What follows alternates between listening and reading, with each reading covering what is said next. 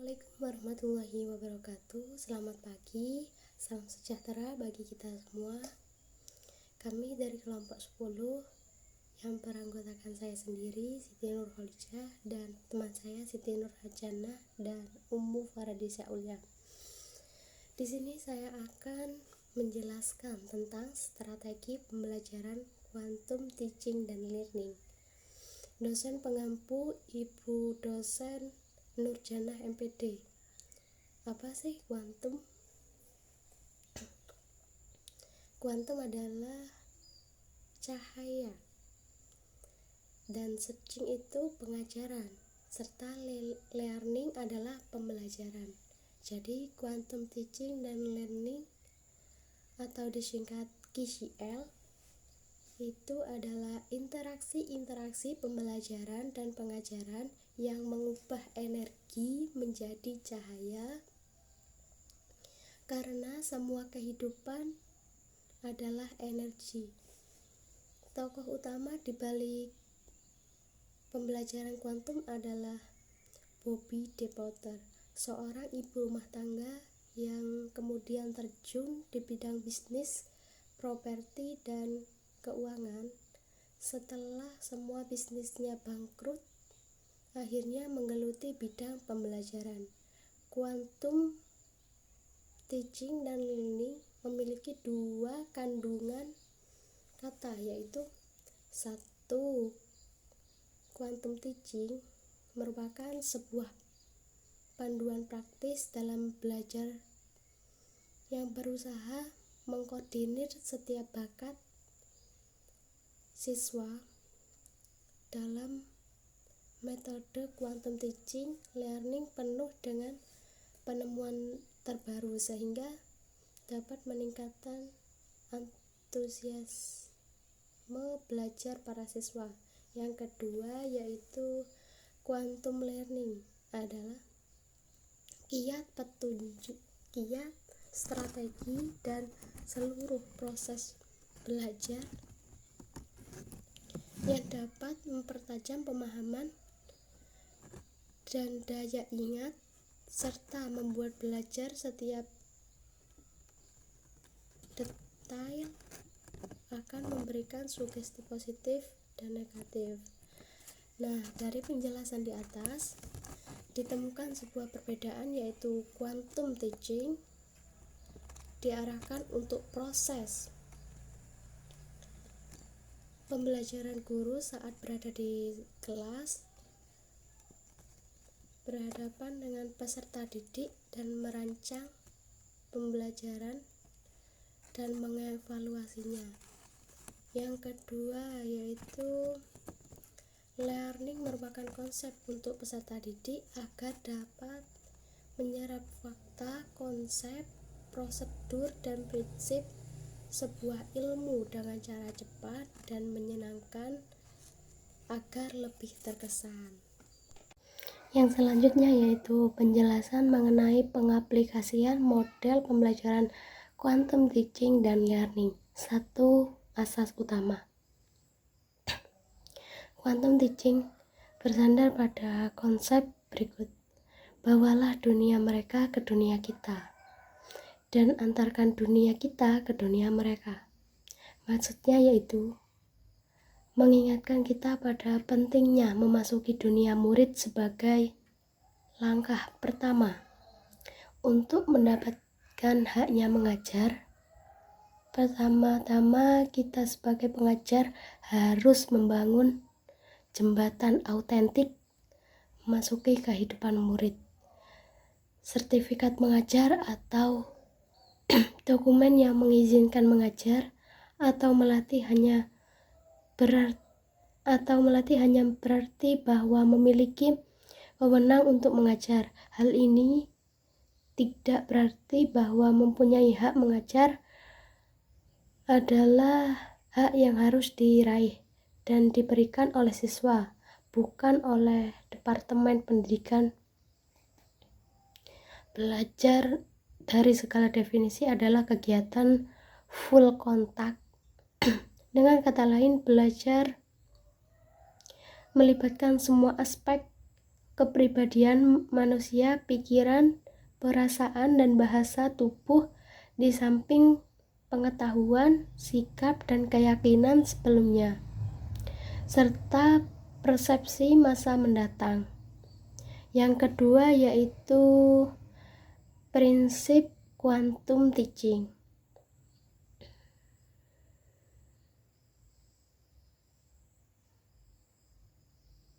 Quantum teaching itu adalah satu, segalanya berbicara. Lingkungan kelas, bahasa tubuh, dan bahan pelajaran semuanya menyampaikan pesan tentang belajar. Yang kedua, segala bertujuan, siswa diberi tahu apa tujuan mereka menjadi mempelajari materi yang kita ajarkan. Yang ketiga, pengalaman. Sebelum pemberian nama, otak kita berkembang pesat dengan adanya rangsangan kompleks yang akan menggerakkan rasa ingin tahu. Oleh karena itu, proses paling baik terjadi ketika siswa memahami informasi sebelum mereka memperoleh nama untuk apa yang mereka pelajari. Yang keempat yaitu akui setiap usaha, menghargai usaha siswa sekecil apapun. Belajar mengandung resiko, belajar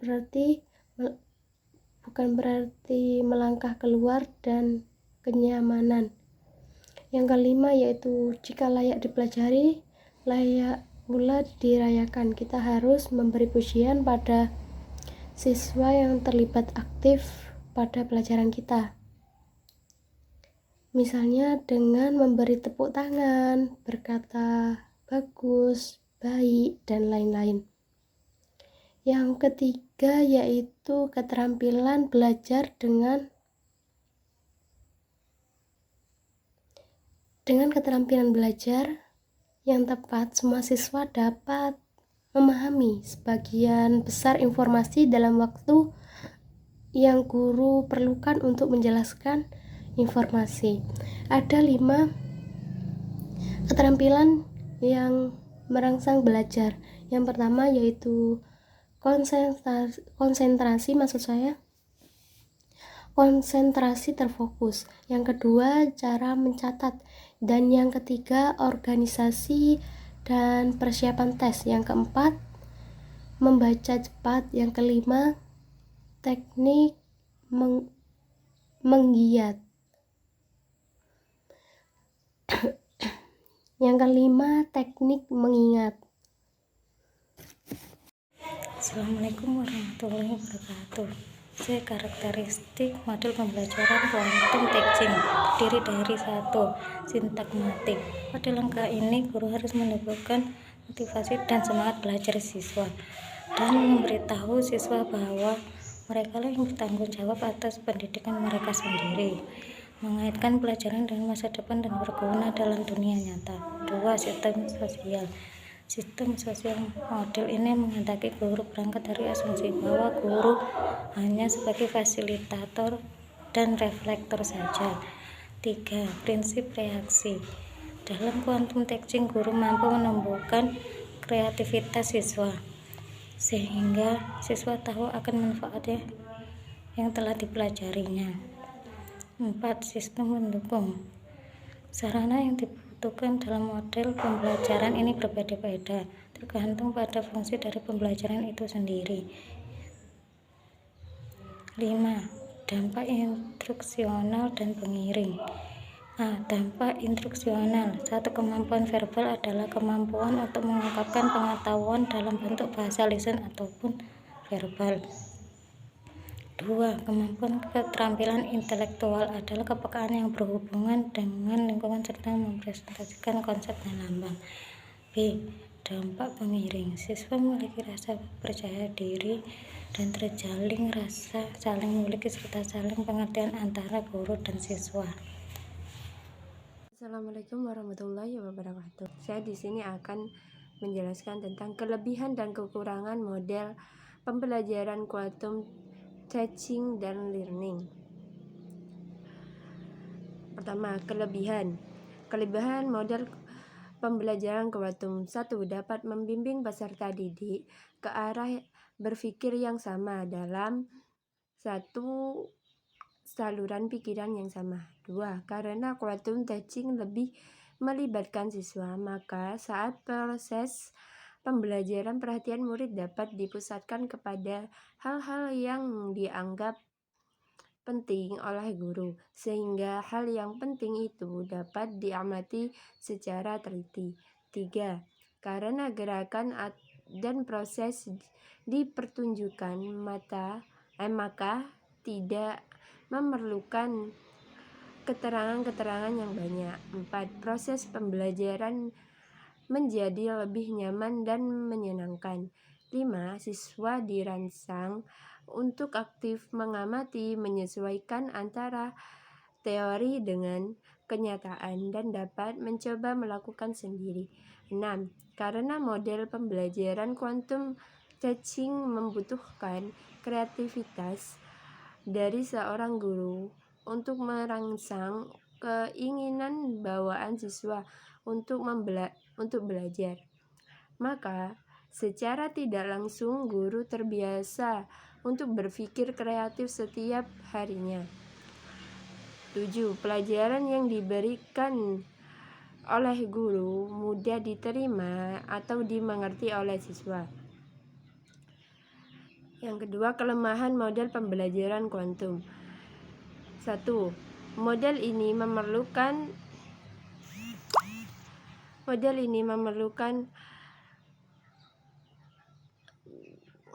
kesiapan dan perencanaan yang matang. Di samping memerlukan waktu yang cukup panjang yang memungkinkan terpaksa mengambil waktu atau jam pelajaran lain. 2. Fasilitas seperti peralatan, tempat, dan biaya yang memadai tidak selalu tersedia dengan baik. 3. Karena dalam model ini ada perayaan untuk menghormati usaha seorang siswa, baik berupa tepuk tangan, jentik jari, nyanyian, dan lain-lain, maka dapat mengganggu kelas lain. 4. Banyak memakan waktu dalam hal persiapan. 5. Model ini memerlukan keterampilan guru secara khusus, karena tanpa ditunjang hal ini, proses pembelajaran tidak akan efektif. 6. Agar belajar dalam model pembelajaran ini mendapatkan hal yang baik, diperlukan ketelitian dan kesabaran. Namun, kadang-kadang ketelitian dan kesabaran itu diabaikan, sehingga apa yang diharapkan tidak tercapai sebagai mestinya. Sekian dari penjelasan kelompok kami tentang strategi model pembelajaran kuantum. Mohon maaf apabila ada kekurangan. Sekian dari kelompok kami, kelompok 10. Mohon maaf apabila banyak kesalahan kata, penjelasan, atau yang lain-lain. Mohon maaf, dalam pengeditan ini masih ngedit sederhana karena yang ngedit masih belum mahir. Mohon maaf sekali lagi ya. Wassalamualaikum warahmatullahi wabarakatuh.